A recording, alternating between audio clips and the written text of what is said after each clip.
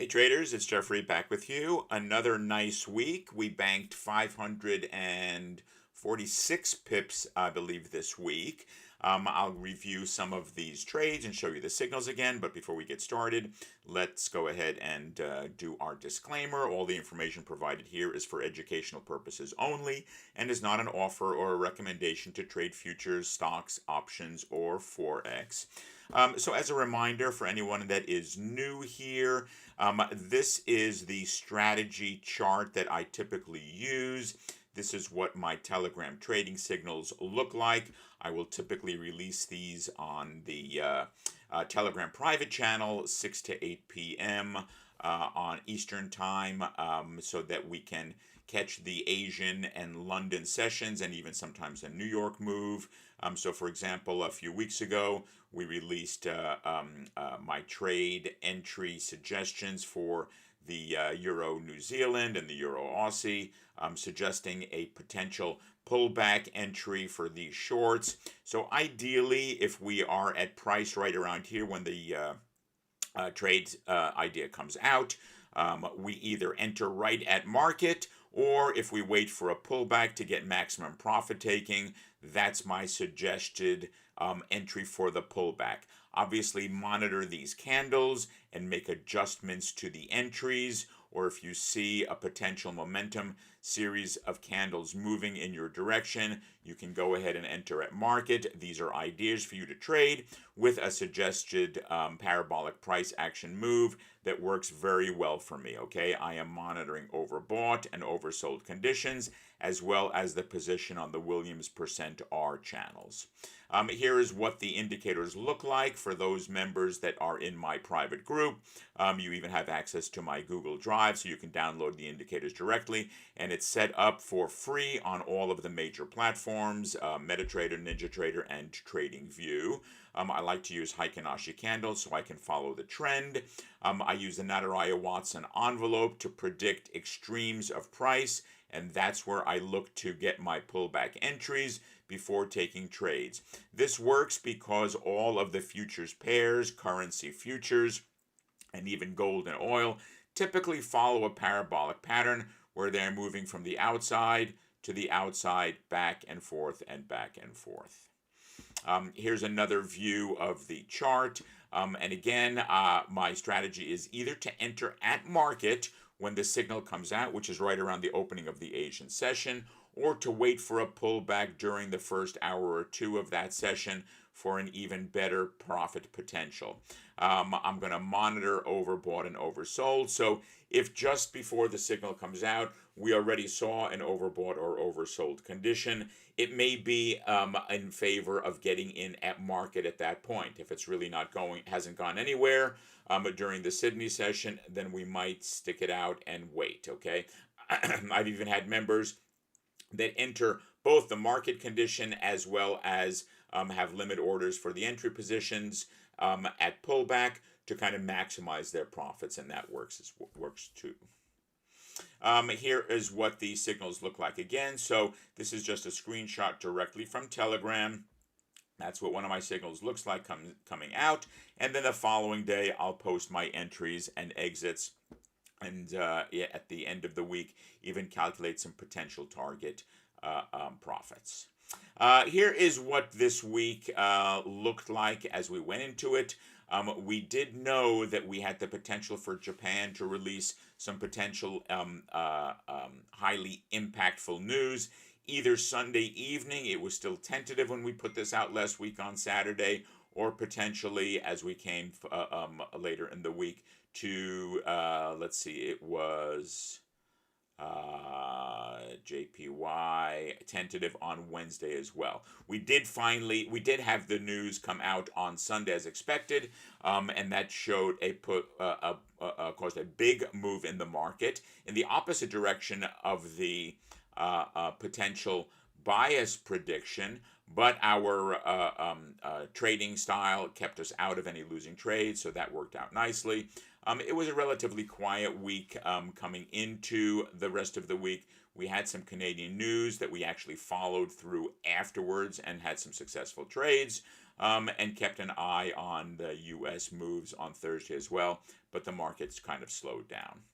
Here's how we did. As I said, we had a total banked of 546 pips. That's a combination of our targets as well as our runners. And as I said, on the first night, because of conflicting Japan news, we had no entries, so no loss.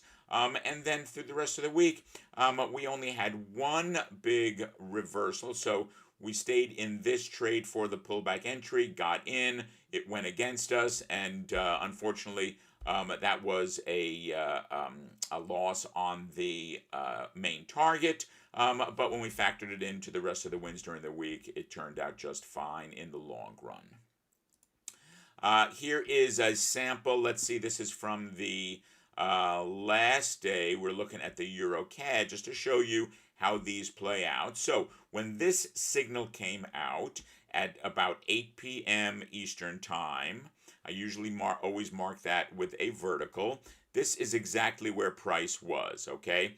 I'm looking at this long downtrend following the news that occurred during the week and the fact that it's going into the end of the week, looking at the overbought and oversold condition and where we were on Williams. So in this particular case, we were kind of right in the middle. There was no indication that we should jump right in at market here. We were not previously overbought. We were not previously over in this channel to suggest market. So we were looking for this pullback. I was looking to see this crossover continue up at least until the border of the stochastic RSI or even the Williams percent channel. So my best entry would have been at the 47387, just as published, and then looking for a stop loss all the way up here above the second most recent swing high or low is what I'm going to look at. So high probability of getting stopped out over here. Medium probability of getting stopped out over here. Low probability of getting stopped out over here on the other side of this supply zone. And then, of course, the target is always going to be at the opposite edge of the Nadaraya-Watson moving average, and that was right around here at 1.47130. And again, I always watch these candles for the first hour or two, and I may make adjustments to these levels. So here is how I entered and how I adjusted. As you can see, we had our perfect pullback right to 47387, okay? So if anybody is in the private Telegram channel, they could have set a limit order right for this area. It was just a few ticks or a few pips below the edge of the supply zone. Good access to get in that trade. You're also going to look for experienced traders. You know the spread is going to make a big difference. If it's a very wide spread, you have to tighten these orders, these limit orders down a little bit so you get into your trade. So we got our predicted pullback entry and then set our target at 47156. And got out there right at about 3 a.m. Okay, so I'm away from the computer at that time, and I let the trade run back at the computer at around 6 a.m. Eastern time. Still in the trade. We did not hit a second target at all, and I manually managed this and got out right at the 46865 for a total of 75 pips just on this one trade. Okay. So that is a wrap. Here is what we're looking at going into the week. This is the Thanksgiving week coming up in the U.S. Sometimes that can be quite a bit of movement in the early part of the week until it slows down. Going into Monday, no high impact news, so Monday promises to be a relatively quiet day. On Tuesday, we do have consumer confidence in the U.S. In the morning. And on Eastern Time Tuesday in the evening, 7:30 p.m., 8 p.m., we've got Australian and New Zealand information coming in. 9 p.m. is the bigger news out of New Zealand, interest rate release. Wednesday, we've got just some preliminary GDP information and unemployment claims. Sometimes that can be market moving if there is a huge discrepancy between predicted and actual. But this is the big move right here for those of you that are working in the futures markets, especially. The core PCE is the Fed's best gauge of inflation. That is what they're relying upon now. So we're going to keep a close eye on this for any moves on the US dollar, either before or after this trade. And then Thursday is a stock exchange closure day. New York Stock Exchange is closed for Thanksgiving all day and only open half a day on the day after. So just as a reminder, Tuesday, several events, 10 a.m. for the dollar, 7:30 and 9 p.m. for the Aussie and the Kiwi.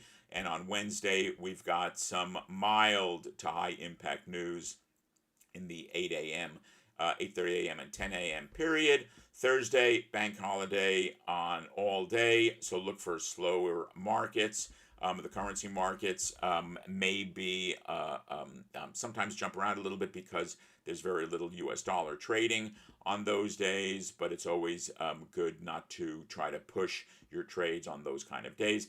And Friday, half day for the New York Stock Exchange. So that is a wrap for this week. If you guys have any questions, feel free to contact me. strategicdaytraders.com is the website. You can get more information about joining the group. We'll be having some live sessions this week, sponsored by Financial Juice. Anybody that wants the link directly, feel free to email me and I'll put you on that list. But right now, it'll go out to all of the Financial Juice subscribers as well. And we'll start doing some more of these. I'm scheduled for something on Tuesday and Thursday coming up this week. And we'll see how that goes, looking to expand the group a little bit. And as always, you can click on the Telegram link to see some of our other videos. Check the YouTube channel out for previous results. And that is a wrap. Good trading, everyone, and we will see you in the next one.